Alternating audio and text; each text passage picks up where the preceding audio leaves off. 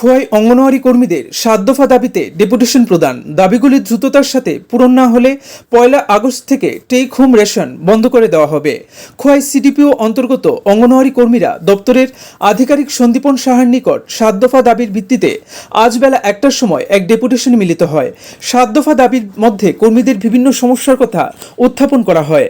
তারই মধ্যে উল্লেখযোগ্য কর্মীদের মোবাইল রিচার্জ বাবদ ৩০০ টাকা করতে হবে, কয়েক মাসের জমে থাকা বিল অতি সত্বর পূরণ করতে হবে, ফিডিং বিল প্রতি মাসে পরিশোধ করতে হবে।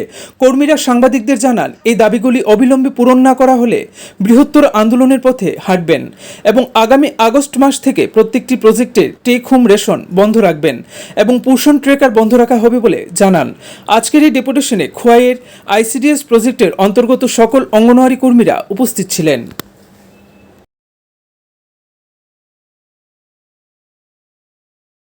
নিকট আমরা ডেপুটেশন প্রদান করে এসেছি। তো ডেপুটেশন দিয়েছি আমরা ৭ দফা দাবির ভিত্তিতে।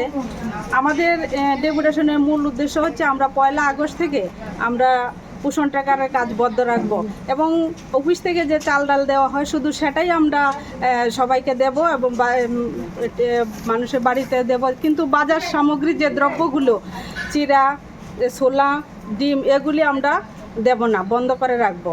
আর আমাদের বিভিন্ন যে ফিটিং বিলটা আমরা প্রতি ১ মাস অন্তর অন্তর যাতে পাই সেই দিকেও আমরা কথা বলেছি। স্যার বলেছে ঊর্ধ্বতন কর্তৃপক্ষের নিকট পাঠাবে।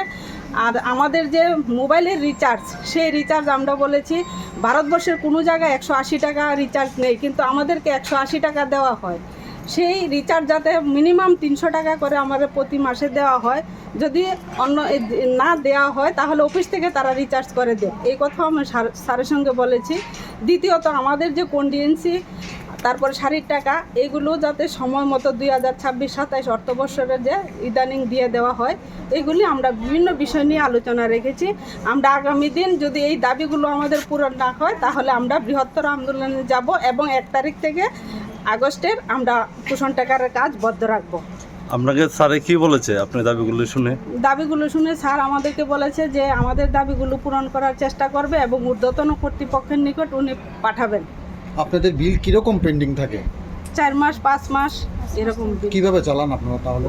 আমাদের খুব কষ্ট, আমাদের সামান্য বেতন ৮,০০০ সাড়ে ৮,০০০ টাকা আমরা মিনিমাম পাই। ওই বেতনের থেকে আমরা ফিটিং বিলটা আমরা চালাতে হয়, তাহলে আমরা সংসার চালাতে আমাদের হিমশিম খেতে হয়।